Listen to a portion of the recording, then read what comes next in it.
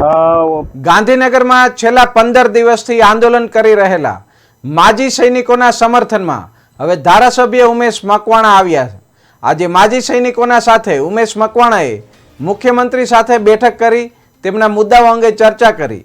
ધારાસભ્ય મકવાણાએ રાજ્ય સરકાર સમક્ષ માંગ કરી કે અન્ય રાજ્યોની જેમ ગુજરાતમાં પણ નિવૃત્ત સૈનિકો માટે અલગ મંત્રાલય બનાવવામાં આવે।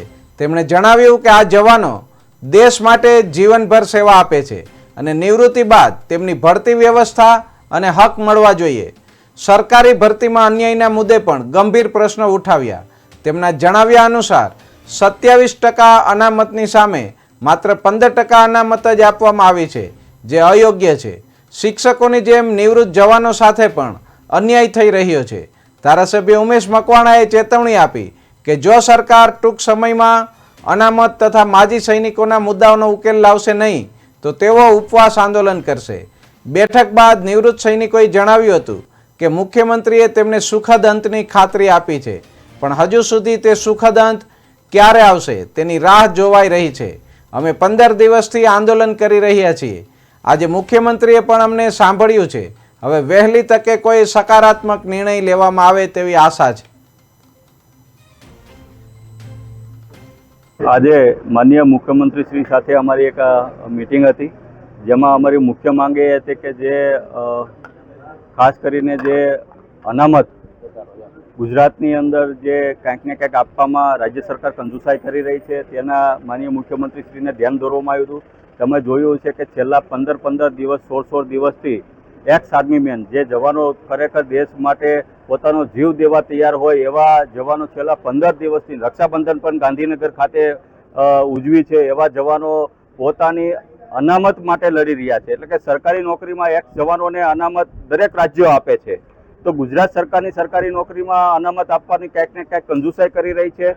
એનું બાબતમાં માનનીય મુખ્યમંત્રી શ્રી સાથે અમારી એક્સ જવાનોના પ્રમુખશ્રી અને સાથે એમના કોર કમિટીના મેમ્બર સાથે આજે સુખદ વાર્તાલાપ થયો છે। માનનીય મુખ્યમંત્રીશ્રીએ બાંયધરી પણ આપી છે કે ટૂંક જ સમયની અંદર એનું સુખદ નિરાકરણ લાવશું કે જે જવાનોને અન્ય રાજ્યોની અંદર જે સવલતો આપે છે, પ્રાયોરિટી આપે છે, 10% અનામત આપવામાં આવે છે એક્સ જવાનોને, એ ગુજરાતમાં ક્યાંક ને ક્યાંક સરકારી નોકરીમાં, પ્રાઇવેટ નોકરીમાં આપવામાં આવતી નથી। અને ખાસ કરીને અમારે જવાનોને લઈને એ મુદ્દો હતો કે ભાઈ ગુજરાતની અંદર એક મંત્રાલય ખોલવામાં આવે એક્સ જવાનોનું। અન્ય મહારાષ્ટ્ર જેવા રાજ્યો છે, ઉત્તર પ્રદેશ જેવા રાજ્યો છે, એક્સ જવાનોનું ત્યાં અલગથી મંત્રાલય હોય છે, એટલે કે ગુજરાતમાં નથી। તો સાથે સાથે એ પણ અમે માંગ કરી છે। અને ખાસ કરીને તમે જોયું છે કે ગુજરાતની અંદર SC, ST, OBC ની જે કેટેગરીના જે લોકો છે, ખાસ કરીને ઓબીસીના જે અત્યારે 5000 શિક્ષકોની ભરતી કરવામાં આવી છે 1 થી 5માં, એમાં ક્યાંક ને ક્યાંક ઓબીસીના કેટેગરીનો જે મુદ્દો છે એ ભરતીમાં ક્યાંક ને ક્યાંક એ લોકોને અન્યાય થયો છે। 27% મુજબ જે ભરતી કરવી જોઈએ એની જગ્યાએ માત્ર ને માત્ર 15% મુજબ ભરતી કરવામાં આવી છે, એટલે કે શિક્ષકોને જે અન્યાય થયો છે, ફરી વખત માનનીય મુખ્યમંત્રીશ્રીનું ધ્યાન દોરવામાં આવ્યું છે। અને સાથોસાથ આજે અમારે SC, ST, OBCના પ્રતિનિધિ મંડળ દ્વારા માનનીય મુખ્યમંત્રીશ્રીને રજૂઆત કરી છે, અને જો આ મુદ્દાઓ સોલ્વ નહીં કરવામાં આવે તો પછી ધારાસભ્ય તરીકે મેં આ સંગઠનને, બંને સંગઠનને ખુલ્લું સમર્થન આપ્યું છે। તો પછી જો સરકાર આ બધા મુદ્દાઓ, અનામતના મુદ્દાઓ જો નહીં સોલ્વ કરવામાં આવે તો ધારાસભ્ય તરીકે હું એને સમર્થન આપીશ અને એમની સાથે હું પોતે ઉપવાસમાં પહેલાં તો ઉમેશભાઈનો ખૂબ ધન્યવાદ કરું છું સંગઠન તરફથી, કેમ કે અત્યાર સુધી અમે 16 દિવસથી આ સત્યાગ્રહ છાવણીએ બેઠા છીએ। કોઈ પ્રતિનિધિ કે કોઈ ધારાસભ્ય છે અમારી પાસે આવ્યું નથી।